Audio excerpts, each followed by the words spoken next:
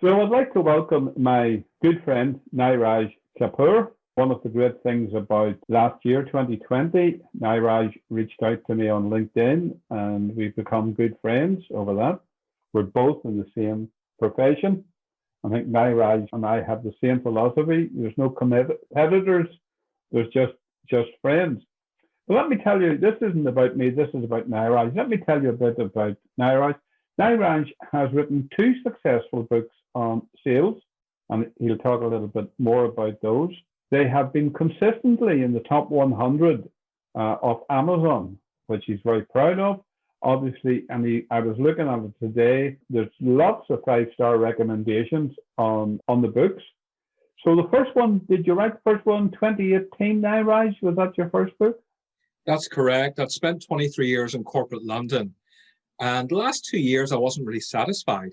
I found companies were not really training their sales staff much.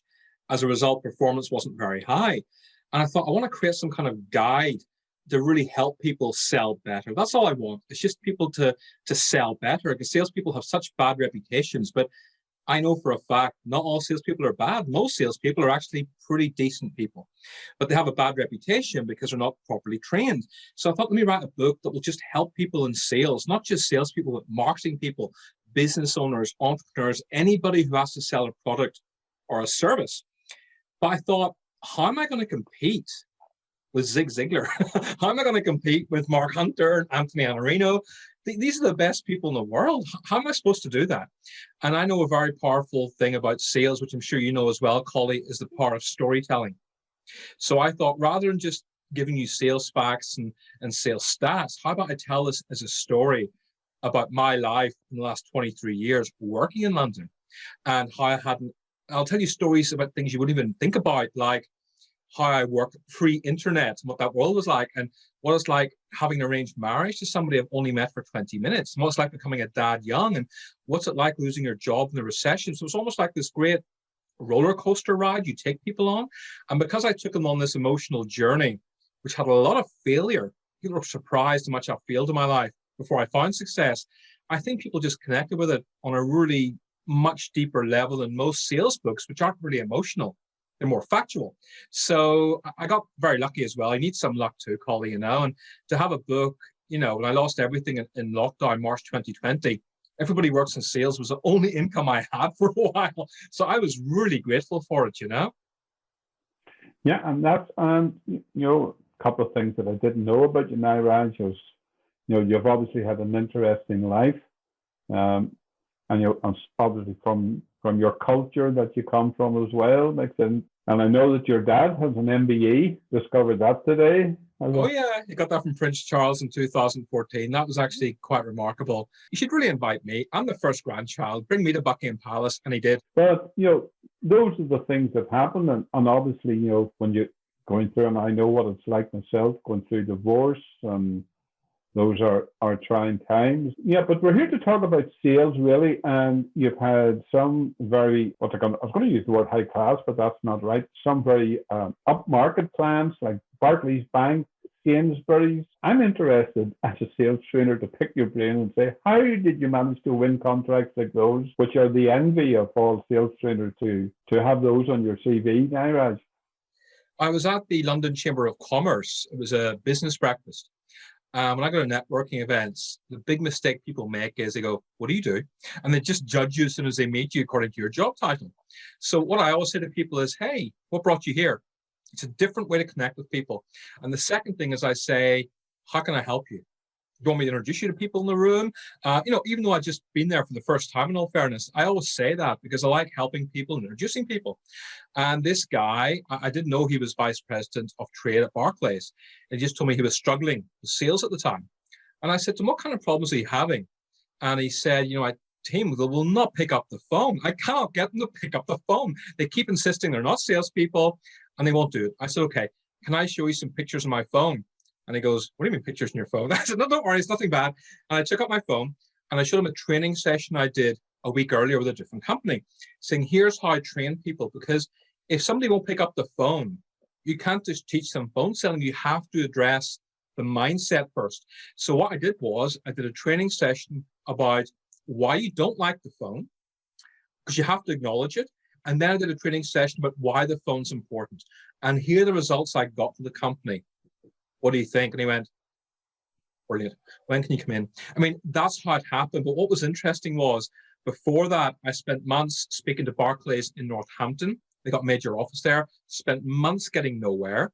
I spent with Barclays in Milton Keynes, got nowhere. So I must have gone for the best part of 6 months, knocking on Barclays' door, getting rejected by all the business managers, all the directors. And then by pure, you do need a bit of luck as well. By luck, I met Wesley, who was the vice president of trade, at a business breakfast event. He had a problem. I gave him a solution. He asked me to come in. And when I came in, I got pictures because the staff, they were like this. They really didn't want to be sales trained by anybody. They didn't want to be there. And by the end of the session, they were really friendly, really hospitable. We got a fantastic picture of me. The Canary Wharf buildings in the background. It's on my LinkedIn page. It's on my website, I think, as well. It's something I'm so proud of. And the great thing was, once I did that, then Barclays started speaking to me again. And then I spoke at Barclays at Cranfield with the Eagle Labs. And all of a sudden, other divisions of Barclays started opening up to me because they saw what I did in Canary Wharf. So that was actually lovely, I must say. It was just, it's bizarre. You spend several months chasing something, you get nowhere. And then all of a sudden something happens elsewhere, which is you're not expecting. But yeah, that's what happened, Collys. Yeah, and you said something interesting which started off, it prompted me. I read your 20 things you learned under lockdown. Was that an article? Is that the right title of it? 20 things you learned in 2020? Oh, yeah. Lessons learned in 2020. That's correct. Yes. Yeah, and you talked about mindset. And it's one of the things that I can see in sales is mindset is probably the number one asset that the salespeople need to work on. And I'd like to hear your thoughts on that, Niraj. I 100% agree with you. Most people get into sales, especially now, so many salespeople are working at home. And just say they're starting work at 9:30. They wake up about 9 o'clock in the morning, sometimes 9:15, have a cup of coffee, slip on a shirt. They're at their desk for 9:30, for a team meeting on Google Hangouts or Microsoft Teams or something like that. That's really bad mindset. And what you got to do before you do, not just sales, but any job, is get yourself mindset ready. So you wake up, you don't check emails ever first thing in the morning because you're giving a day away to somebody else. You do not check news first thing in the morning because it will depress you. You wake up in a state of gratitude and be grateful for everything you have. You then get your body moving, whether it's jogging, cycling, running, HIIT exercises. If you can't leave the house, HIIT exercises are great. And all these things are free as well. Gyms are currently shut, but there's so many things you can do. I go for a walk every morning, and you know how freezing cold it is in February in Northern Ireland. It is freezing. I wrap up in scarves and 2 layers. I go for a walk for 20 minutes, and it is nasty, but it wakes me up. And I haven't checked my phone yet. I then come back home. I'll then do 20 minutes reading on personal development, on how to improve myself and better myself. Then I spend 1 hour doing my most important work, which is working on my 3rd book at the moment. And then around about 9 o'clock, 9:30, that's when I return emails and phone calls. So that's me keeping my mindset well. At lunchtime, I take an hour off and I go for a walk. I then come back home. I meditate for 20 minutes. I'll chat to my parents, then I'll work really hard till about 5-ish, spend time with my nephews, chill out, have dinner with the family, then work from 7 o'clock in the evening till about 11 o'clock. And then at 11 o'clock, I'll use my gratitude journal before I go to bed. But again, my mindset's being protected all day long by having regular breaks, by having family time, by writing in journals, and these things are really important because that way my mindset's pretty good most of the time. Of course, there's days you get overwhelmed, Collys, but overall, it's a really good mindset because I don't get distracted with email all day. My social media apps are off for most of the day. And that's really important. Most people look at their phone every 7 minutes, and you have to stop doing that because you don't get that much work done when you're looking at your phone every 7 minutes, Because we're so alike, and maybe that's why we're in the same profession, and yet, we come from different backgrounds, different schools. One of the things which I do, and you talked about your journal, my It's so important. And I think whenever you go through trying times, which you and I have been through in different ways, well-being becomes a major issue. And certainly for me, having gone through a very painful divorce and then gone into lockdown and lost the majority of my business and had to rebuild and then lived alone for 4 months, that has a massive impact on your mental health. And I did struggle. I struggled massively. And I'm actually so grateful and also very lucky because the only way to protect my mindset was moving countries. I mean, that's a big deal. Moving a house is a big deal, Collie. I moved countries. That's how important mindset is. My parents said, look, you're really struggling right now with the divorce. You're struggling with your mental health because I was living alone for 4 months as well after the divorce. Come back home to Northern Ireland. All your stuff's online.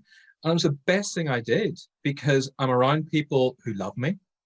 I have company every day. I never feel lonely anymore. My mother makes the best Indian home-cooked food. It's hard getting good Indian food in Northern Ireland. It just is very difficult. And I'm quite lucky. So I got all the benefits of being at home, but I still have the freedom of running my own business. And it's fantastic. And everything's online anyway.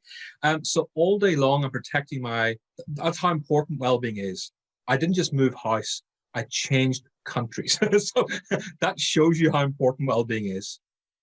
Oh, I've got to be careful here now, Raj, because I'll start wangling for an invitation to taste your mother's cooking.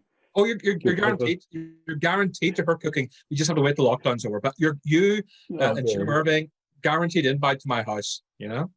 Article you wrote was about the relationship that you have with your dad, and how you felt that you owe so much to him as well, which you said you only discovered later in life. I did, because when I was younger, he was a very typical Indian father. Work hard, get a job for life. And the thing was, I'm not against the working hard, but I didn't enjoy school. I didn't find school to be of any value to me. And looking back, I wanted to do stuff that was exciting. I wanted to play music. That was my real love. If I learned business skills or financial skills or personal development or charity, if I'd learned things like that, which are really important to kids, I would have loved school and done really well. But they don't teach you these things in school at all. They teach you stuff like the Irish famine, which has done me no good in my life. I'm sorry, it hasn't. They teach you geography. They teach you things that have done me no use in my life. So I didn't enjoy school and I didn't do well because I have to like something to do well at it. I'm not one of these people. I don't have the ability to do well at stuff that I find boring. I have to really love something. I love sales. I love mindset. I love LinkedIn. And when I coach people, you can see the joy in my face and that transfers to the client. If I'm doing something that's really mind-numbingly boring, I really struggle. And him and my mum couldn't understand why I couldn't just go to university, why I couldn't just get a job like all my Indian friends in Northern Ireland. They got jobs, they got degrees, they became doctors or lawyers or accountants or pharmacists. And I went to England and I was in the dole. And being the dole is horrible because I had no qualifications for anything. I failed as a musician. I wanted to be a rock star. I failed horribly. I was too ashamed to come back to Northern Ireland. And I spent 18 months in the dole. It was quite humiliating. I became a hermit. I would go for weeks without speaking to people. And one day my father came out to the house. He was just genuinely embarrassed about it. And he says, look, you got to sort yourself out. We can't do this. We got my CV together, went into London, gave it to various media companies because in those days, the only jobs you could get without experience was sales. They would often advertise in the back of the Evening Standard, our top sales guy earned £1,000 commission last week. No experience required. I'm like, okay, I'm going for that job. £1,000 a week sounds nice in 1994. And I applied for the job and I got it. And I was shocked. I'm like, oh my God, I'm a natural salesperson. And I went into the office. First day, they gave me an A4 script and said, right, learn this in 60 minutes. I'm like, okay. I learned the script and I made my first phone call and I was talking and talking and talking and the client gave an objection and it's like, huh? My boss said, say that. My boss is on the other line. Tell me what to say. It was so bad because nobody taught me objection handling. Nobody taught me listening skills. Nobody taught me sales process. All I had was an A4 script. And all I had to do was get through the A4 script without being interrupted. It was the worst, most awful, pointless meeting. But in a way, you learn lessons from this. That's not how you sell. And that's what happened. I lasted 4 days there. And then I went looking for work where I can get a job that trained me properly. And luckily, again, luck's important. A company called Centaur Communications wanted somebody. They wanted people with degrees, which I didn't have. But the receptionist was Irish. She was from Macrofelt, I think it was. And she got me an interview with the HR person. And the HR person, I told her my story, and she goes, my God, that's fascinating. Come upstairs. We had a chat, and I was hired the following Monday. And I was trained for a week on Dipida, Aida, and spin selling. I think those were the three things. Yeah. And that was it. And that's how I started off the very, very bottom in sales. Gosh, Niraj, the more you talk, the more I see we're so alike, because I played in rock bands in the 60s, played bass guitar. I didn't know that actually about you. Really? Yeah, I played bass guitar in the 60s. When I was about 17, 18, my dad said to me, if you know as much about work as you do about pop music, you might stand to make a living. That's why I still do it. I still DJ on, do 60s programs on the radio, and I have my own American country show, but that's another life. You know, you talked about your dad, and one of the things is on my desk, I have a photograph of my dad. I hope it doesn't show with a reflection maybe on that. My dad, when I was 4 years old, my dad contacted multiple sclerosis. Our family, because of it, that was 1948. Our family grew up poor. Now, the amazing thing about when you're poor, you don't actually know you're poor. Mm-hmm. Now, I did go to a good school. Yeah, the amazing thing in life, which you said, is never once have I been asked to use that A minus B equals 2x. I have never found a use for that yet since I left school. And why I had to learn that, I don't honestly know. But that's why I feel education is sometimes lacking. One of the things I did, as I said, my dad had MS. He actually later in life lost both his legs through gangrene. He had to have them amputated. But he had one thing which I have learned from, and that's resilience. I never saw my dad unhappy. I never saw him complain about his condition. That's one of the things that I've come to see.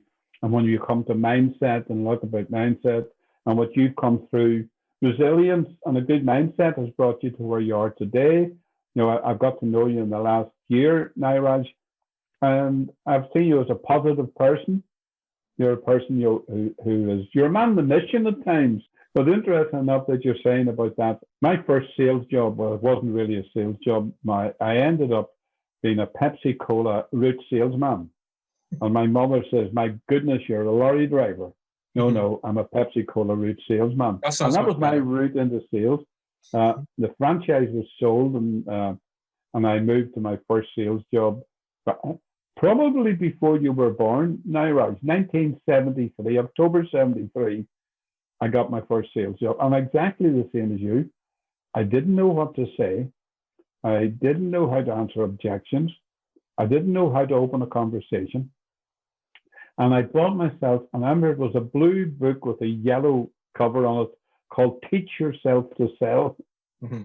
And that was the start. And then I discovered people like Tom Hopkins, who, would you believe, I had a conversation with on LinkedIn last week. So that's did you? Oh, that's amazing. Then other people have discovered like Brian Tracy and sort of the gurus of the sales training world.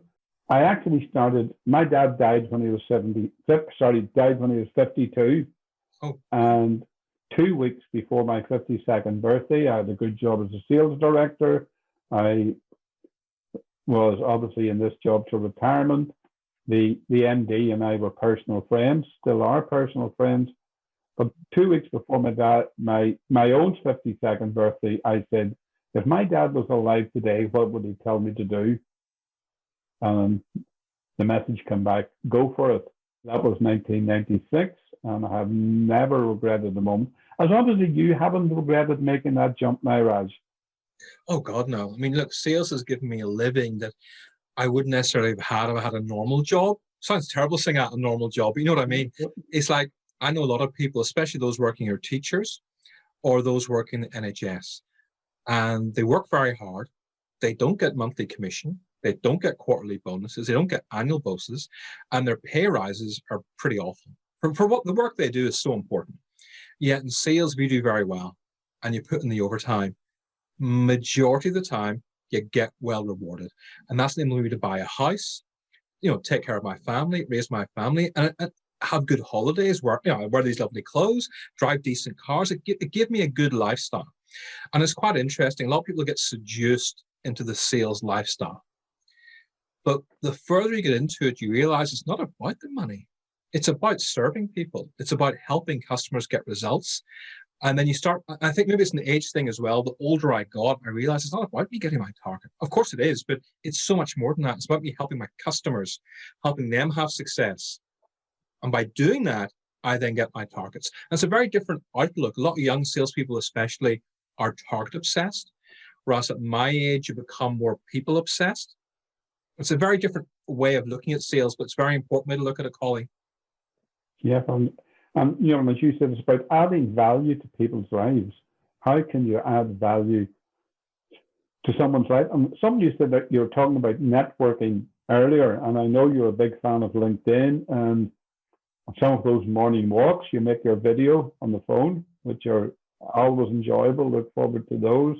Tell a little bit about networking on LinkedIn, because to me, LinkedIn is just a big networking opportunity and how to use it properly. And I discover a lot of people don't know how to use it properly. You probably saw my post that I said that when you reach out to somebody on LinkedIn, it's like a blind date. You don't propose marriage on the first date. Yeah. I remember you said that. It's so true. The big mistake people make on LinkedIn is they will like a post. And by the way, liking a post has very little effect. Or they'll just use it to post their company press releases or information about their company, which really nobody cares about. Unless you're an Apple or a Nike, nobody really cares. So the way to use LinkedIn is to like and comment on other people's posts. That's important. And if it's a client of yours, share their posts. I'll share quite a lot of my clients' posts. I don't get many likes, but my clients love me for it. Last Thursday, I did a post on LinkedIn, and I give a shout out to loads of people I liked, but loads of them were my customers who I love, saying, check out this food company, check out this facilities management company, check out my virtual assistant. And the amount of love I got from that video and appreciation was just incredible, because again, my competition don't do this. They never do stuff like that. So networking, it's fantastic for supporting other people. It's great for, but also helping people. So a lot of people, sadly, in the last year have lost their jobs because of various redundancies. And when someone loses their job, I'll often reach out to them. Usually I won't know them. And I'll say, look, I lost my job 10 years ago in the recession. I know how difficult it is. I checked out your LinkedIn profile. There's lots of things we can do to improve it. I won't charge you anything for it. I'm not going to get you into my program, nothing at all. I'd like to help you out for 20 minutes. And you create so much goodwill with people by doing that. And when they go and find jobs, they often thank you, reach out to you. Sometimes they do a post on LinkedIn saying, thank you so much, Niraj. You give me the LinkedIn training. You help me with recruitment, Q&A, because I represent quite a few recruitment companies and training. These things make a big difference. It's helping people as much as possible. You'd be surprised how much business you get just by sharing value and by helping people. Adding to people's lives. What can you and I add to somebody's life? And one of the things which that sales gets a bad rap, as you know, and sometimes it's been down to the profession who's created that bad rap. My eldest granddaughter, when she was about 12 or 13, said to me, "Granddad, what do you do?" And I said, "I teach salespeople how to sell professionally." And her answer was, at 12 or 13 years old, said, "Grandad, tell them not to be tricky." So there was that perception.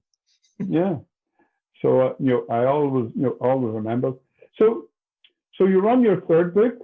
Tell us a little about what ideas we hope to read in your third book, Niraj. Well, the third book, I want to talk about the importance of vulnerability and the importance of kindness in sales, because they're two words that aren't used often enough. And yet there's one thing we've seen in the last year is people coming forward with their personal stories, what an impact that has, the way people talk about stories. I don't want to do a book on storytelling because there's already a lot of great books out there already, but the importance of kindness, the importance of vulnerability, those are great strengths more than people realize. And so when I do anything at the beginning, I'll do a rough outline and I'll say, okay, let me do at least 50 or 60 pages. And if I'm bored, I'm not going to continue. But if I'm excited, I'll continue.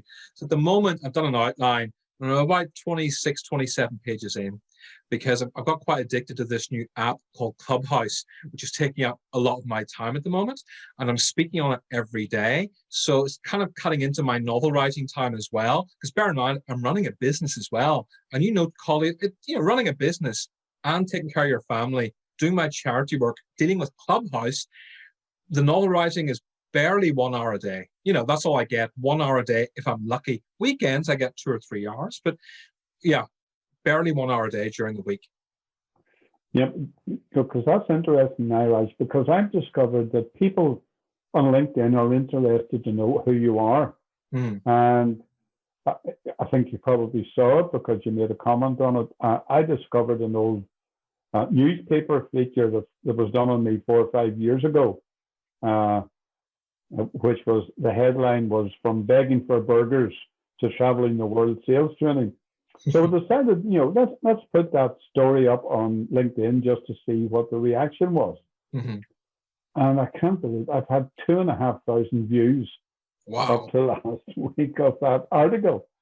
And I said, gosh, people obviously, it's a story of my life, I ended up, being that rock star image. I actually ended up in the streets of London because I went to London and I planned, because I was friendly with a guy called Rory Gallagher, who you may have heard of. Yes, of course.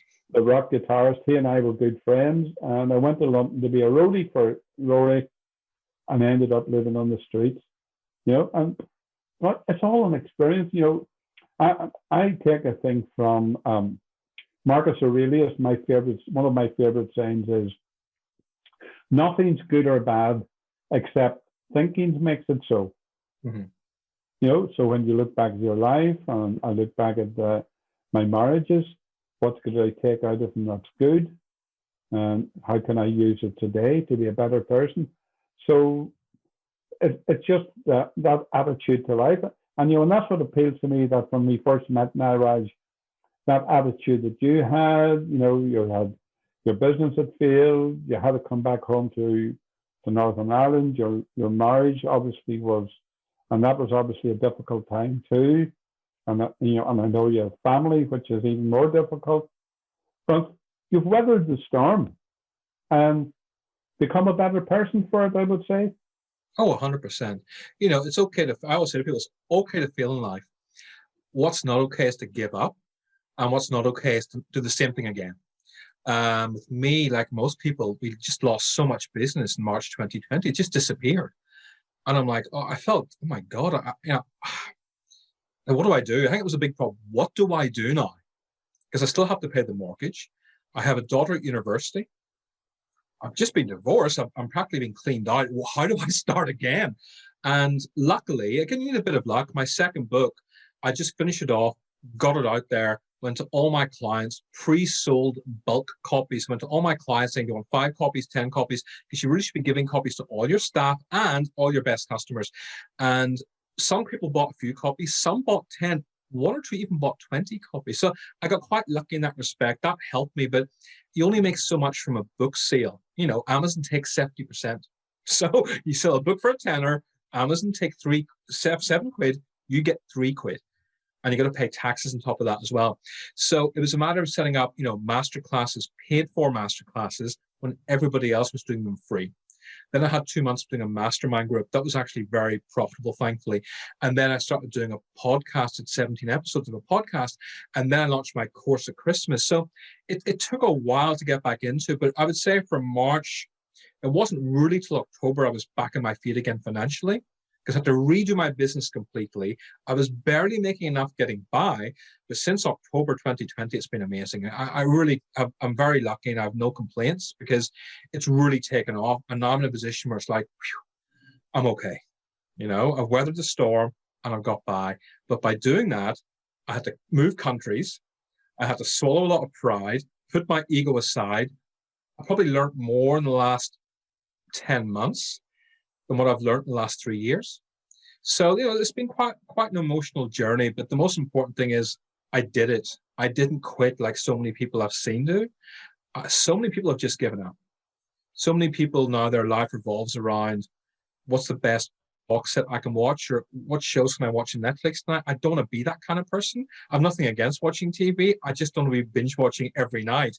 I want to be doing something more meaningful in that in my life. And I'm really glad I've finally got it working, Yeah, and I think that you've used the word luck quite a few times. And I'm a great believer that, is it maybe synchronicity is a word, that you've been in the right place at the right time, that you've created your own luck with your mindset? That could be. I mean, I do strongly believe you need luck somewhere along the journey. And I genuinely believe if you're a good person and you give to charity and you help other people, good things will happen to you in life. That's just a fact. You can call it karma. You can call it the law of attraction. Good things will happen to you, but I don't know when they're going to happen. that's why I always say good things will happen to you. I just don't know when. So for me, when I was struggling with mental health battles, I'm like, why is this happening? I just didn't understand why it was happening to me for. But I'm so glad I went through all that pain, because I've come out of it a better person, a much more centered person. And now I give a lot of talks at events on resilience and overcoming mental health. I can talk about it now. And I couldn't do that before. So it's an extra, I don't want to say it's an extra string to my bow, but you know what I mean? It's an extra knowledge I have that I can help people with. Because when you're coaching, just say you're sales coaching, it's not enough to know about sales. You have to understand mindset. You have to understand psychology. You got to understand what mental health battles are like. You have to understand LinkedIn. There's so many things you have to get and understand when you're a coach. So all these life experiences means I can help other people. And that's what we're about as coaches. We just want to help other people do well. Yeah, and the reason you use synchronicity is I started my sales training business on the money. I had a car crash, which wasn't my fault, and I got a large lump of money, and I hadn't met my last wife yet at that time, and I was actually going to use the money to go on the round the world trip. And whilst I was off sick after the accident, I actually planned a round the world trip. But then it came that I met Iris, my wife, and I realized that the round the world trip isn't going to happen. I started my business, as I said, July 1996. And October 1996, the money was starting to run out. And depression hit me so bad that I couldn't get out of bed in the morning. And what I do, I took a mentor, I took a coach who put me on a new path and a new road on how to look at myself. And amazingly, the business turned round. My first major contract was a company in England who flew their sales team to Northern Ireland. I did the training here. I did 3 days. Can't remember. I did 4 days training with them in the local hotel. And in 4 days, I earned the equivalent of 3 months' salary. And I thought, yes, this is for me. Then the next thing that happens is my website. In those early days of the web, I was fortunate. I got discovered in Malaysia, got invited to Malaysia, got invited to Singapore, got invited to Thailand. Year before last was Australia, Mauritius, and funny That's enough, amazing. Mauritius was quite difficult, because what you did in Mauritius was you did Monday, Tuesday training, Wednesday day off, so that was spent on the beach. Thursday, Friday training, so weekend on the beach. And then my mix of people I was training in Mauritius were either hoteliers or bankers was the main. There was other industries, but they were mainly, and the hotel people said, Collys, would you like to come stay at our hotel for the weekend? You can come and be our guest. And I did 8 days work and 6 days holidays, which was good. But then again, the recession bit and all those things they did. And the interesting thing in the recession was, and it's something that you said earlier, about charity work. What happened was in the recession, I stopped and I thought, you've got to give to get. And that's my philosophy in life. If you want to get anything, you've got to give first. So I went and volunteered with the Princess Trust. And they actually had a program they were struggling with. And I wrote a marketing and a sales plan for this, trained the people to discover that this part they were struggling with, that after 2.5 years, they're actually top in the UK with the results on that program. And they gave me a nice award for doing that. But, and that's great satisfaction, working with young people who want to be entrepreneurs. And that's, giving back. And I know that you do a lot of charity work too now, Raj. And how important is that to you? It's so important. When I started, I had the same attitude as most people do, which is I'll give whenever I'm rich, which is a terrible attitude. But I didn't know. I think a lot of the times in life, people do stuff because they don't know any better. And when I had my midlife crisis in 2010, I'd lost my job in the recession, went through a few hard months. But again, I'm really glad that happened because my next 5 years of my life were amazing. And I discovered personal development. One of the things they teach is the secret to living is giving. And you should be giving 10% of all your money to charity. I'm like, what? 10%? Are you crazy? I pay 40% in taxes. You want me to give 10%? I mean, it was just insane. So I started giving 5% and felt amazing. Then 6%. And it's been 10% now for almost 8 years. And it's one of the best feelings you get. And about 2 years ago, I just wasn't getting the feeling I wanted. So what I started doing was I kept giving the 10%, but then I started volunteering. And I started doing a lot of LinkedIn training with a lot of charities. Then I started doing mindset coaching with charities and helping with their newsletters. And all of a sudden, I just had more satisfaction, And just when you give to other people, you make the world a better place. That's it. You make the world a better place. And a lot of people say, well, I'm not that well known. What difference can I make? And I say, look, if you can help one person a day, trust me, you're making a massive difference to the world. You really are. And that's what I do. How can I help one person a day? So I help a few people a week who've lost their jobs. I will give to a charity once a week.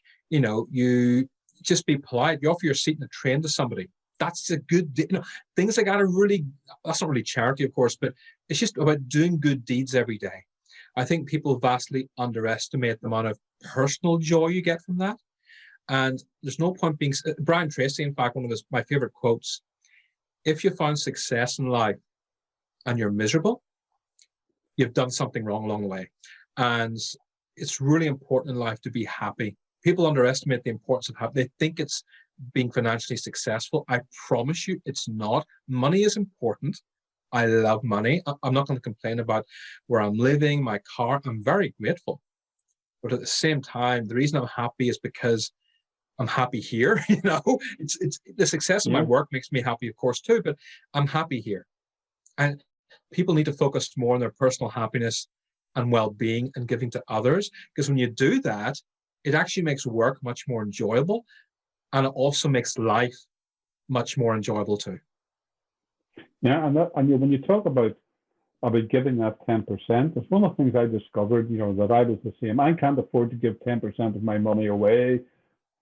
Got to pay taxes, got to do all that. And then I discovered, well, if you can't afford to give 10% away, one of the things that everybody's got a lot of, I can give 10% of my time.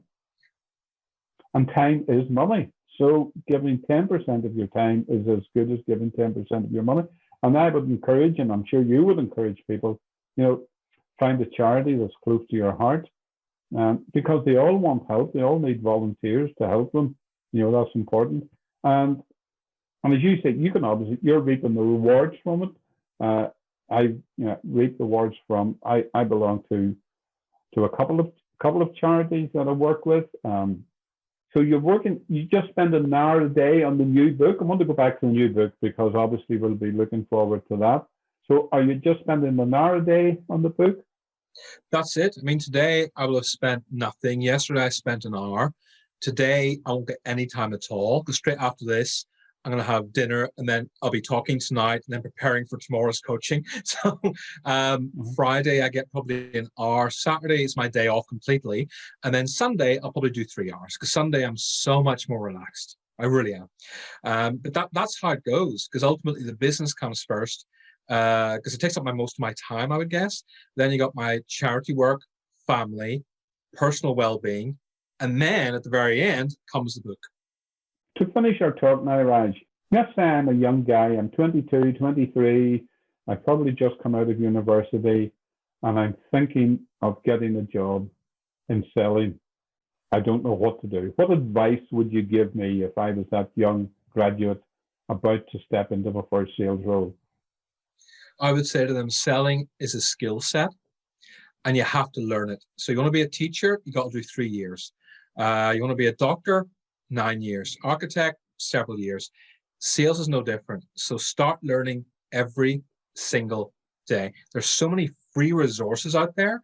There's no excuse. I mean, people of our generation, we love books. I still buy books, as you can see. I love studying them. However, podcasts are free, and there's some brilliant podcasts out there. Younger generation might listen to podcasts more or watch YouTube videos more. But there's no excuse whatsoever for you not to learn. Learn as much as you can every day, but don't just learn about sales. Learn about personal development. Try to better yourself, not just be good at sales, but better yourself as well. And never underestimate the importance of learning. Yeah, and that's so important, that, when it comes to books, there's a saying about books, there's a saying, it's not shelf development, it's personal development. And I know that you and I have the same coach. I've been coached with the Jack Canfield team, as I know that you have fantastic. as well. Yeah, and one of my favorite books, which I think is maybe one of your favorites as well, is Napoleon Hill, Think and Grow Rich. It took me a while to get into that. I think the problem was it was one of the first books I read, and it's the kind of book that it took me a while to get into. And when I first read it, I'm like, meh. Then I read Peter Drucker and I went, oh God, no. And then I read Tony Robbins and went, this is fantastic. Then Jack Canfield's Success Principles, amazing. And then Brian Tracy's superb, and Dennis Waitley and Tom Hopkins. And then I kind of went back to Think and Grow Rich. I'm like, oh, okay, I get it now. So I think certain books you have to read. I would never recommend it as a first book to anybody ever. I think you have to get into other books first. Brian Tracy probably is the easiest to read, and Zig Ziglar. And then after that, go on to Tony Robbins, and then the Tom Hopkins, and then you go on to the Think and Grow Riches. But it's such a good book, Yeah, gosh, we're so close, because one of my favorite people was, I had a Nightingale Conant from Dennis Waitley, The Psychology of Success. Oh yeah, I have that actually. I have the audio CD of that. Yeah, I would recommend to anybody The Psychology of Success from Dennis Waitley. Jack Canfield, I'm actually working through this again at the moment. Success Principles. Yeah, superb. Yeah, and this is the new workbook for it. Because one of the things is I've discovered in life, and I had a friend who's actually, I'm going to name drop here, Niraj. He he's passed away now. He is the late father of the actor Richard Chamberlain. He was Chuck Chamberlain, and somebody asked Chuck Chamberlain what motivated him, and Chuck Chamberlain says, I'm not motivated by what I know, I'm motivated by what I've yet to find out. Yeah, that's quite nice, actually. I really like that. That's a brilliant way to end, actually. That's a beautiful quote to finish with, Yeah. So, and one of the things that I say is, thank goodness for being curious. That's, I think you're a curious person. You want to find out why. As, is it Simon Sinek? He says, know your why. Yeah, 100%. And also, before we go, I want to give a big shout out to Steve Burton, because it was Steve Burton who recommended you to me as well. Yeah, Steve Burton introduced the two, and I thank you for Steve too, because one of the things I am a better person from knowing you now, Raj, and thank you for being a friend. Thank you, Collys. Yeah, that's really sweet of you to say. Thank you so much. And I'm really glad I met you, because every single person I speak to, without exception, in Northern Ireland knows you.